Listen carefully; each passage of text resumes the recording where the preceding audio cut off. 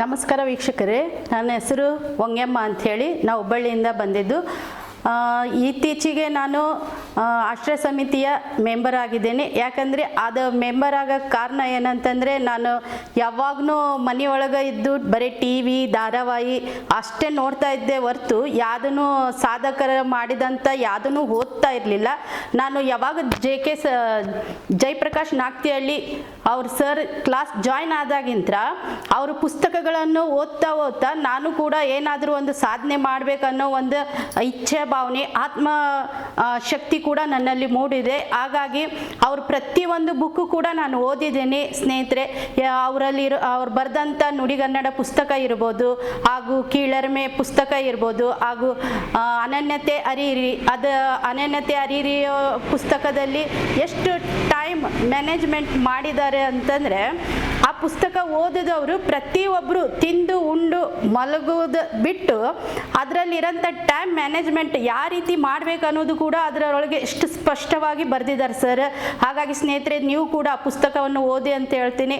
ಅದರಲ್ಲಿ ಇರೋಂಥ ಶಂಕರ್ನಾಗ ಒಂದು ವಾಕ್ಯ ಹೇಳಿದ್ದಾರೆ, ಜೀವನ ಪರಿ ಮನುಷ್ಯ ಬ್ಯುಸಿ ಇರಬೇಕು, ಸತ್ತ ಮ್ಯಾಗೆ ನಿದ್ದೆ ಮಾಡ್ತಾನೆ ಇರ್ತಾನೆ ಅನ್ನೋದಕ್ಕೆ ಅದು ಒಂದು ಸಾಕ್ಷಿ ಇದೆ ಅದರೊಳಗೆ. ಅದು ನೋಡಿ ಸ್ನೇಹಿತರೆ. ಹಾಗೆ ನುಡಿಗನ್ನಡ ಒಳಗೆ ಸರ್ ಬರೆದಂಥ ಒಂದೊಂದು ಮಾತು ಕೂಡ ನಾವು ಎಷ್ಟು ಚೆನ್ನಾಗಿದೆ ಅಂತಂದರೆ, ನಮ್ಮಲ್ಲಿರೋಂಥ ಸಭಾಕಂಪನ ಹೋಗ್ಲಾಡಿಸ್ಬೋದು, ಸ್ಟೇಜ್ ಫೇರ್ ಕೂಡ ಹೋಗ್ಲಾಡಿಸ್ಬೋದು, ನಾವು ಕೂಡ ಸ್ಟೇಜ್ ಮ್ಯಾಗ ನಿಂತು ಮಾತಾಡ್ಬೋದು ಅನ್ನೋದನ್ನ ಅದು ಪುಸ್ತಕದಲ್ಲಿ ಇದೆ. ನಾವು ಕ್ಲಾಸ್ ಜಾಯ್ನ್ ಆಗೇ ನಾವು ಸ್ಟೇಜ್ ಫೇರ್ ಓಡಿಸ್ಕೋಬೇಕು ಅನ್ನೋದನ್ನ ಹುಚ್ಚು ಕಲ್ಪನೆಯನ್ನು ಬಿಡಬೇಕು. ನಮ್ಮ ಜಯಪ್ರಕಾಶ್ ನಾಗ್ತಿಹಳ್ಳಿ ಸರ್ ಬರೆದಂಥ ನುಡಿಗನ್ನಡ ಪುಸ್ತಕ ಓದಿದರೆ ನಾವು ಗೆಲುವಿನ ಮೆಟ್ಲು ಒಂದು ಹತ್ತಬೋದು ಅನ್ನೋದಕ್ಕೆ ಆ ಪುಸ್ತಕನೇ ಸಾಕ್ಷಿ ಇದೆ. ಅದರಲ್ಲಿ ಮಾತು ನಾಡಿದರೆ ಮುತ್ತಿನಂತೆ ಇರಬೇಕು ಅನ್ನೋದನ್ನ ಎಷ್ಟು ಚೆನ್ನಾಗಿ ಹೇಳಿದ್ದಾರೆ ಅಂತಂದರೆ, ಆ ಪುಸ್ತಕ ಓದಿದರೆ ತಿಳಿತೈತಿ. ಆಮೇಲೆ ಇನ್ನೊಂದು ಅನನ್ಯತೆ ಅರಿಯಿರಿ ಅಂಥೇಳಿ ಒಂದು ಪುಸ್ತಕ ಬರೆದಿದ್ದಾರೆ ಸರ್. ಆಮೇಲೆ ಇನ್ನೊಂದು ನಿರೂಪಿಸಿ.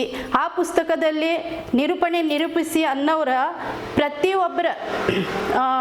ಪ್ರತಿಯೊಬ್ಬರ ಸಾಧಕರು ಮಾಡಿದಂಥ ನಿರೂಪಣೆ ಮಾಡಿದಂಥ ಪ್ರತಿಯೊಬ್ಬರ ಹೆಸರು ಕೂಡ ಅದರಲ್ಲಿ ಇದೆ. ಆ ಪುಸ್ತಕದಲ್ಲಿ ಅವ್ರು ಮಾಡಿದಂಥ ಅವ್ರ ಜೀವನ ಚರಿತ್ರೆ, ಅವರು ಯಾವ ರೀತಿ ಬಂದು ಸ್ಟೇಜ್ ಮ್ಯಾಗ ನಿಂತು ಭಾಷಣ ಮಾಡಬೇಕಂದಾಗ ಅವ್ರ ಹಿನ್ನೆಲೆ ಏನಿದೆ ಅದನ್ನು ಅದರಲ್ಲಿ ಸರ್ ಸ್ಪಷ್ಟವಾಗಿ ಬರೆದಿದ್ದಾರೆ. ಅದು ಕೂಡ ಓದ್ರಿ ಸ್ನೇಹಿತರೆ ಅಂತ ಹೇಳಕ್ಕೆ ಇಷ್ಟಪಡ್ತೀನಿ. ಹಾಗಾಗಿ ಸರ್ ಪ್ರತಿಯೊಂದು ಬುಕ್ಕು ಕೂಡ ಯೂಸ್ ಆಗುತ್ತೆ.